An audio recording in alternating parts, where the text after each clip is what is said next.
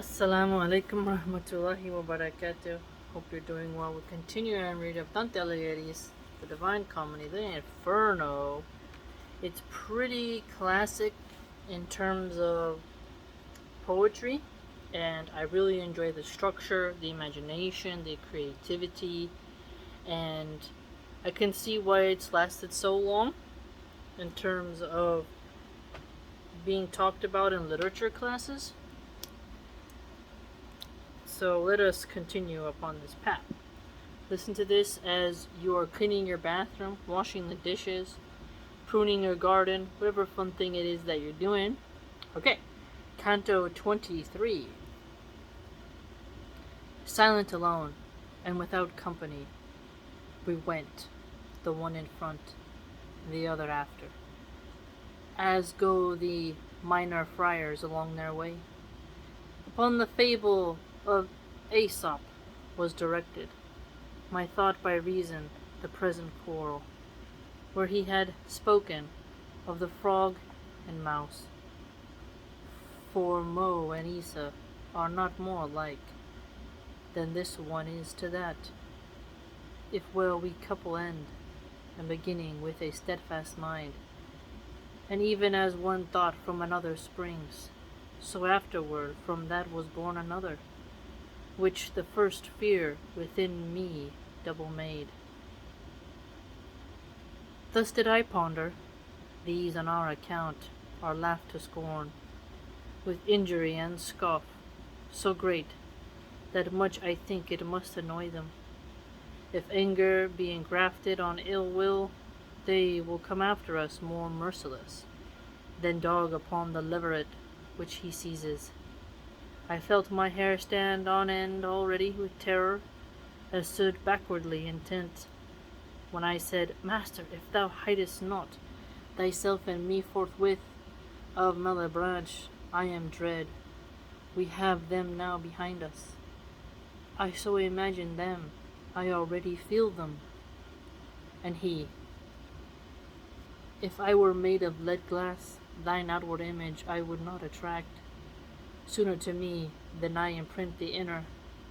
Just now thy thoughts came in among my own, with similar attitude and similar face, so that of both one counsel soul I made.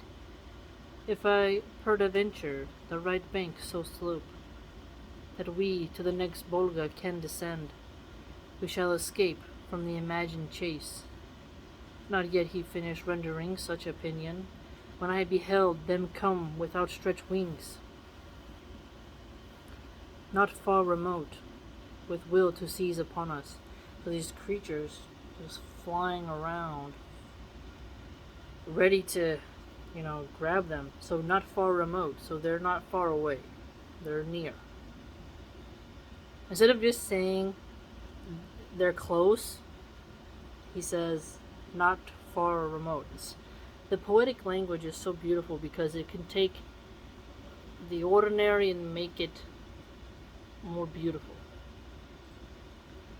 My leader on a sudden seized me up, even as the mother who by noise is wakened. A close beside her sees the enkindled flames, who takes her son and flies and does not stop, having more care of him than of herself, so that she clothes her only with a shift, and downward from the top of the hard bank, supine he gave him to the pendant rock. That one side of the other Volga walls, ne'er ran so swiftly water through a sluice, to turn the wheel of any land-built mill, when nearest to the paddles it approaches. As did my master down along that border, bearing me with him on his breast away, as his own son, and not as his companion. Hardly the bed of the ravine below, his feet had reached Erie, they had reached the hill, right over us, but he was not afraid. So now, he's just talking about how Virgil is really looking out for him now, keeping near to him, and these flying, scary, serpentine, reptilian creatures of hell are really looking at them, and they are at the bottom, and the creatures are at the top, so they're looking down, and you're like, oh, jeez. For the high providence which had ordained to place the ministers of the fifth mote, the power of thence departing, took from all. A painted people there below we found, who went about with footsteps very slow, weeping, and in their semblance tired and vanquished. So they witness some people who are vanquished. When someone is vanquished, it's like there's not much vitality in there. You've been defeated. And when someone's defeated, they look it. Just tired, they're done. Overcooked. Excuse me. They had on mantles, with the hoods low down, before their eyes, and fashioned of the cut. Then in Cologne, they for the monks are made. Without, they gilded are so that it dazzles, but inwardly all leaden and so heavy that Frederick used to put them on of straw. O everlasting fatigue mantle! Again, excuse me, we turn us still to the left hand, along with them, intent on their sad plant. But, owing to the weight, that weary folk come on so tardily, that we were now in a company at each motion of the haunch. Went I unto my leader, see thou find someone who may be deed or name be known, and thus in going move thine eye about. So he wants him to look out. See if you know somebody, you can ask some questions. There's a bunch of people in cloaks in hell, in this Volga. So they're just downcast, looking down.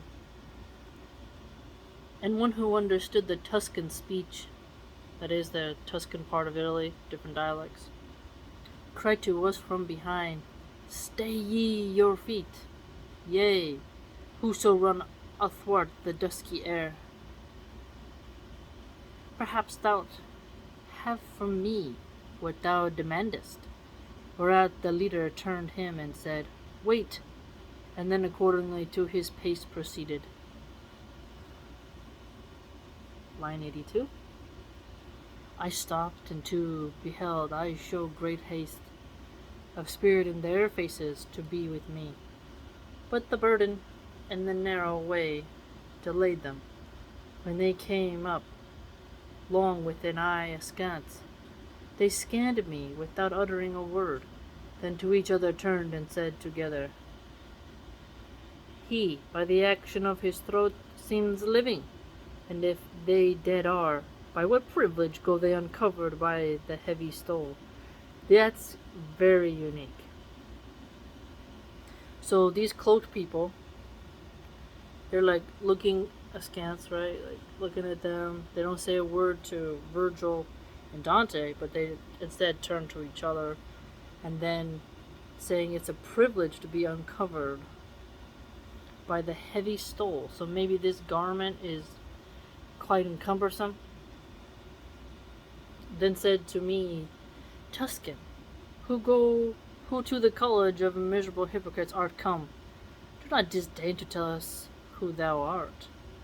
And I to them, born was I, and grew up in the great town on the fair river of Arno, and with the body I'm always had.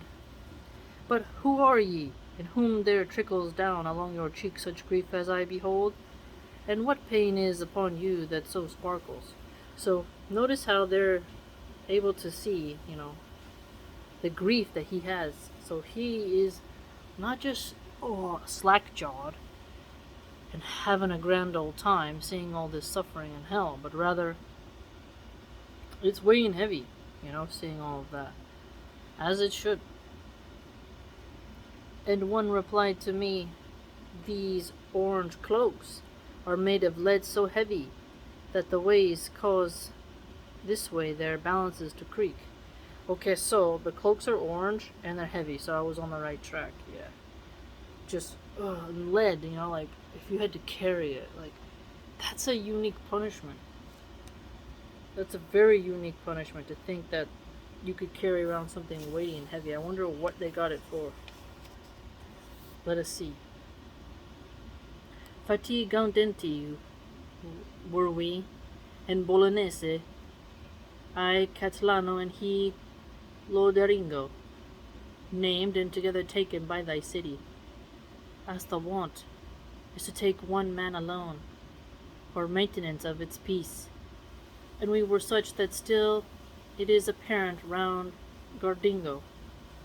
O friars, began I, your inquitus, but said no more, for to mine eyes there rushed one crucified, with 3 stakes on the ground. So, that's a unique way of crucifixion. Usually I thought of it as upward, a post in the ground, but this one is laid flat on the ground. So that person is, their hands are about, side right here, feet there, and then there's a nail on each one. So instead of being upright in the sand as the tide comes in and they slowly drown you, like what happened, they say Caesar was tied to something like that. He wasn't nailed, he was tied, but they would sometimes do that also with nails to punish you for piracy and whatnot. But also, they would leave you up there and then let birds eat you, and if you were in the field. But here, I've never seen one where actually they did it on the ground. So that's unique. When me he saw, he writhed himself all over, blowing into his beard with suspirations, and the friar Catalan, who noticed this, said to me, This transfixed one whom thou seest counseled the Pharisee that it was meet to put one man to torture for the people. Crosswise and naked is he on the path, as thou perceivest, and he needs must feel, whoever passes first, how much he weighs. Ooh, he feels how much he weighs, so are they going to tread on him? So the one who's down, he used to advocate for the torture of people? And in like mode his father-in-law is so punished within this mote, and the other of the council, which for the Jews was a malignant seed. And thereupon I saw Virgilius marvel o'er him who was extended on the cross, so vilely in eternal banishment. Then he directed to the friar this voice, Be not displeased, if granted thee, to tell us if to the right hand any pass slope down, by which we, too, may issue forth from here, without constraining some of the black angels to come and extricate us from this deep. Then he made answer, Nearer than thou hopest there is a rock, that forth from the great circle proceeds, and crosses all the cruel valleys, save that at this 'tis broken, and does not bridge it, you will be able to mount up the ruin, that sidelong slopes, and at the bottom rises. The leader stood a while with head bowed down, then said, The business badly he recounted, who grapples with his hook the sinners yonder. And the friar, Many of the devil's vices once heard I at Bologna, and among them that he's a liar, and the father of lies. Thereat my leader with great strides went on, somewhat disturbed with anger in his looks, whence from the heavy laden I departed, after the prints of his beloved feet. So Virgil's treading on, he wants disturbed, wants to get out of there, his footprints are in the ground, Dante follows him.